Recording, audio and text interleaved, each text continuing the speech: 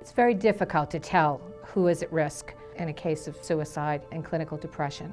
In fact, very often it's the people that are least likely candidates. Anyone can be at risk. Suicide doesn't pick and choose. It could be the class president or the class valedictorian or the student that struggles, the student athlete, the student who is everybody's friend. You just never know.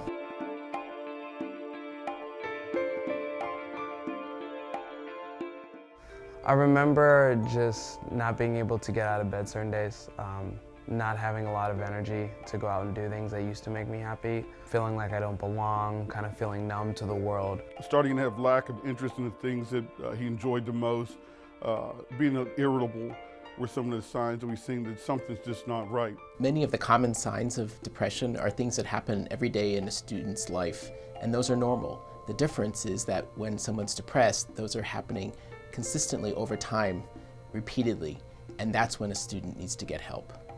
I lost kind of my smile, kind of my laugh, just didn't feel like the same person and would cry randomly sometimes, but didn't know what that really meant.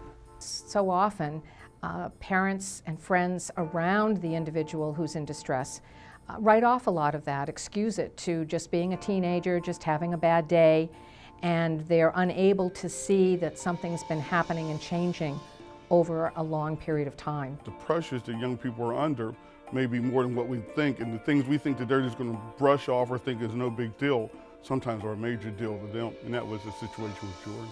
I just remember getting home after playing a practice round of golf, and my dad came in and dropped a duffel bag full of alcohol on the ground and confronted me about it being in the trunk of my car, and that's when my heart dropped with it, because I knew that I disappointed my parents yet again. And I walked into my room. My mom came to knock on the door, and by that time when she knocked on the door, I was out of my 9-story bedroom window.